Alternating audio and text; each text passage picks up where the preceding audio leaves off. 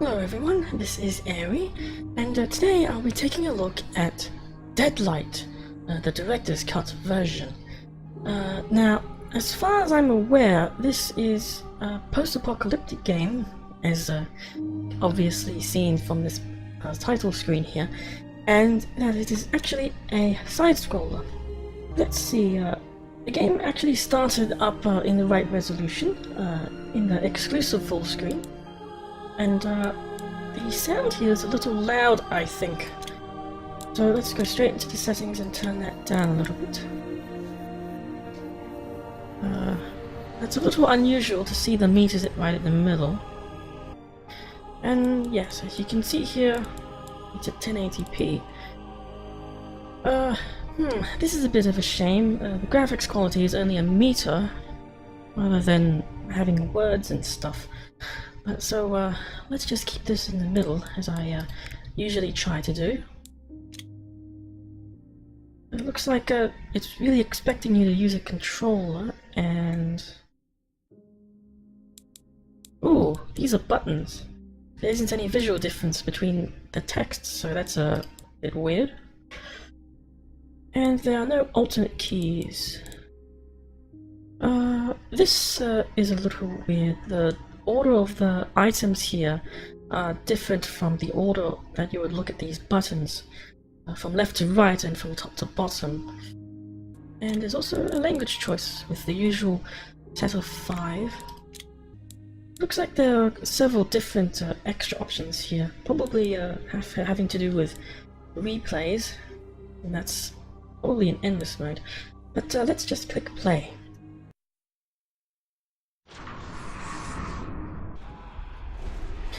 So, a really nice intro there, excellent comic book style. And as you can see there in that quick subtitle, this is apparently a zombie apocalypse in the mid-80s.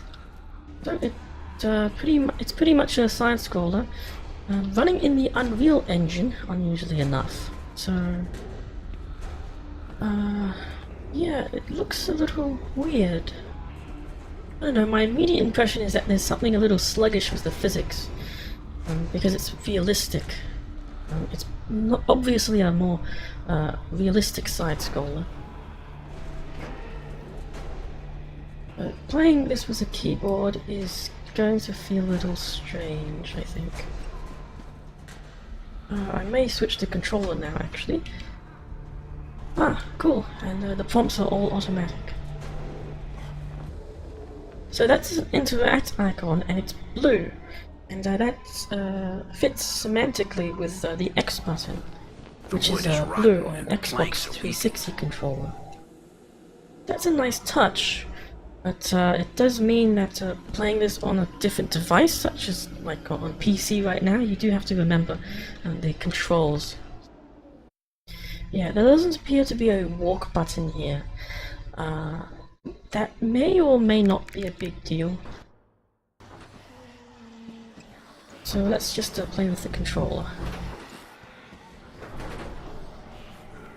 Yeah, and again the highlight here is blue, so... No, I just had to press up.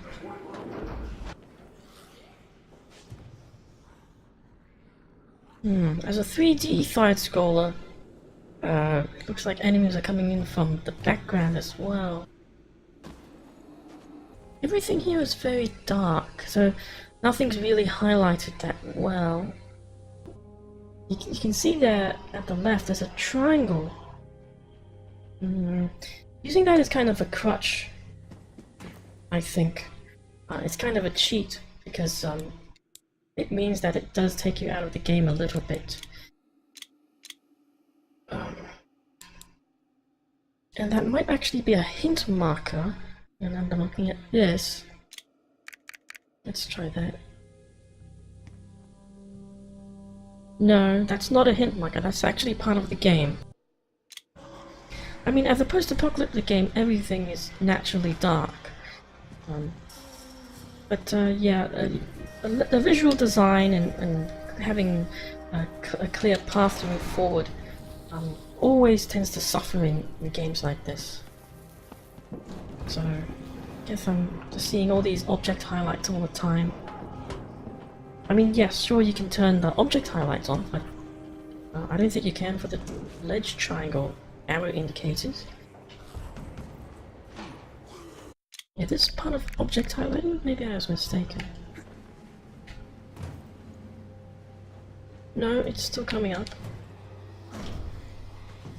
The ladder's not glowing, that's object highlighting. Oh, markers. Maybe that's what they are.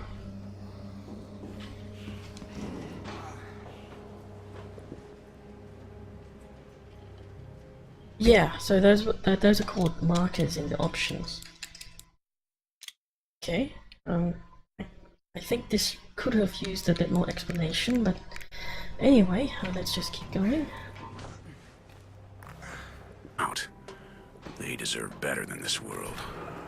Yeah, and I can use sprints to slide down ladders, that's cool. Maintenance tunnel. Huh, scene stats. So there are level breaks, to a certain extent, although they're not clearly marked.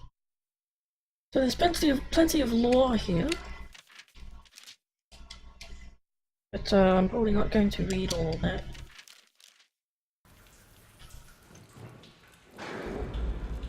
Oh, yeah, I already figured out the whole ladder sliding thing. It says he. There are lots of items and secrets to pick up here, but the game's not really non-linear, so you're going to find these anyway.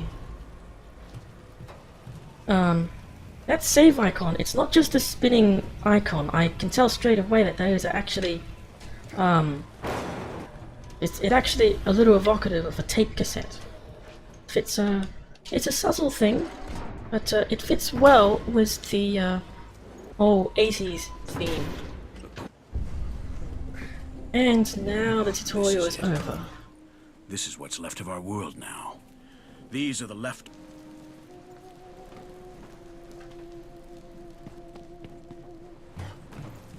Oh, that is a nice wipe away. More secrets. So, yeah, looks like I have a lot of firefighter's axe. Wow, that effect is really annoying. Yeah, so I keep picking up these extra items that are just secrets, that, you know, it's all just world building and stuff. So it kind of makes me wonder how many items I get which are actually related to playing the game, instead of just building the lore and stuff. I know it fits with the game, but I just realized that there's no music, it's just ambient sound and rain and stuff. I can hear something.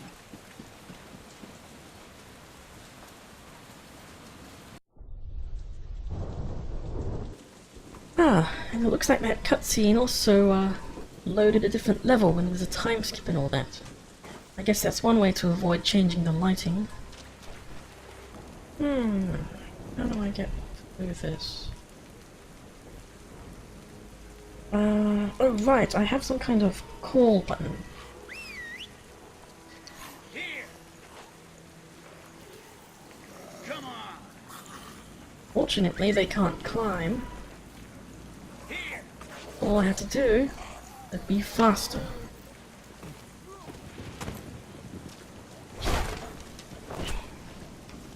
Yeah, okay, now it's really hard to see where even my character is.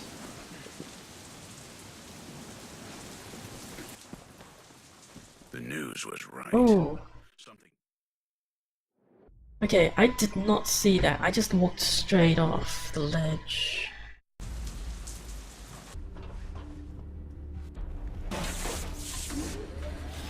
Let's see here. Lots of electricity, lots of cars, dangerous stuff. I didn't even know what that was. I just saw the icon and pressed it. Now I have electricity for something. Oh, just for opening that door. Okay. I didn't really feel like I solved that puzzle. I was just going through the entire thing linearly. Didn't even think I needed that block.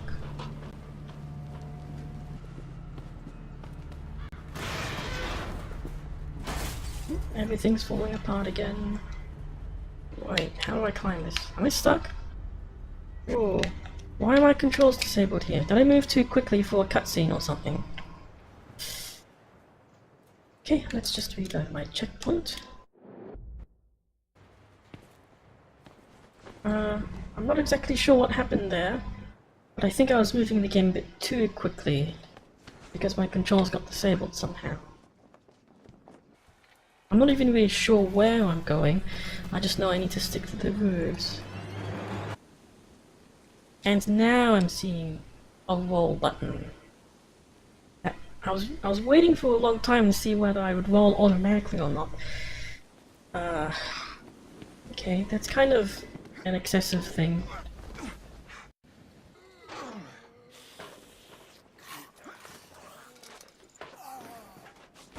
What was I even climbing there? Oh, I was climbing a fence, not a ladder. Ah, now I have a gun. The days of wasting bullets have passed.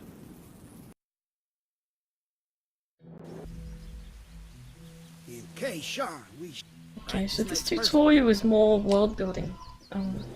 I don't think I really need to know that much to shoot. What do you think of that, Ben? Well done, comrade. That'll be easy. Yeah, just for muscle memory, I used the right stick before the tutorial prompt came up. Let's try using the keyboard and mouse for a minute. And it's really just moving a lever rather than aiming with a cursor. Aiming here is rather inaccurate because of the right stick. Oh, and that aiming cursor is really faint. Yeah, that aiming cursor is really faint. I can barely see it now. It might be a thing that fades with distance, but even then... And here we are back again. I guess having a tutorial like that is nice, so you can, you know, not waste ammo, but that transition was a little weird. Seems a bit out of place. Okay, now what? I can't see a padlock. Is it on that door? I'm not seeing an aiming reticle. Shoot the padlock. Yeah, okay. It's telling me that this is the wrong way, I'm pretty sure. And I have infinite bullets. That tutorial was probably kind of unnecessary. What padlock? Oh! On that ladder there, I can really barely see it. It's all black silhouettes. Okay, and now that red dot is there, indicating a valid target. So yeah, I think I'm going to try reviewing this now. I've just acquired a ranged weapon, and I'm going to try playing a little bit more as I go. As a side-scroller, it's kind of limiting in certain ways, because your movement is limited. Since the whole game is in 3D, it kind of makes you wonder about what you can go into the and do in the background. So it's kind of a shame that I can't really do that much. I'm still quite limited there. There are a lot of items to pick up in the game, but so far I've only picked up these Easter eggs. I'll probably be picking up more ammo now, but it does make me wonder about how many items I have in the game. This all seems very bare bones so far, because I'm really just jumping and running through the levels, fighting zombies as I go, or avoiding them entirely. The controls here are a little complicated. I'm kind of told what they are once, but there isn't anything on the interface reminding me of what they are. And there are a lot of, like, specific one-time only actions, so you only crouch in specific contexts, and you only shoot and reload in specific contexts. There isn't really enough obstacles to reinforce my memory of these controls, I've really just been using them once or twice, I think, and then I'm just going back to platforming. Instinctively, shooting is a little different as well, because I need to aim with my right stick, and then shoot with the trigger. And this is really more of a first-person shooter control scheme, or twin-stick shooter. This isn't a control you use in side-scrollers very often. The art style here is very dark, and yeah, part of that is because of the theme of the game. It's a post-apocalyptic place, it's very poorly lit, but that also means that you can't navigate the level very well. There's actually a lot of cheating involved in the interface, where ladders are highlighted and ledges are marked as triangles there. There is a nice theme here of the game actually being set in the 80s. So there's that also justifies the whole low technology level as well. That water tower looks And weak. that saving tackle it indicator is a really cool touch, because well, if you're not really knowledgeable about technology from the 80s, that really is evocative of a tape cassette. The interface as a whole is very lightweight and simple. Some of it to detrimental effect. There's this big font here, but there was something in the options here where you couldn't actually see the difference between a description and a toggle. So here it says on and off, and the text changes there. For this control description here, now the buttons are showing up when you're using a controller, but they disappear when you use a keyboard. So you can't actually see the difference between these buttons and actual buttons you can press. I didn't see this at first, but now that I'm looking at this now with a controller, apparently there are different control options. And it looks like the buttons don't actually change very much. Only the shoulder buttons. And again, this is a kind of a first-person shooter style control scheme. Since everything here is very dark as well, it's kind of hard to see where your next goal is. You really do have to follow these prompts on, broadly speaking, it really is just a side-scroller where you just move to the right. And yeah, you can see here that there are just arrows all over the place for things you can grab. I'm not even really sure where to go next. There's no music in the game as well, it's completely silent. This fits with the theme, but the sound is not going to draw you in here, unless you're a fan of tiny bits of ambience. It really is just little bits of water running, and that's it really. It's a very quiet game. So yeah, I think that's it. I'm actually not really sure if I want to keep playing this game. It's a nice side-scroller with interesting challenges and stuff, but it kind of goes a bit slowly. There's a really strong emphasis on world building and story here instead, rather than having an interesting game that you're constantly being challenged by. It's really just a slow kind of pace where you see the environment and the story of this character. And yeah, I think that's it. Thank you for watching, and yeah. Until next time.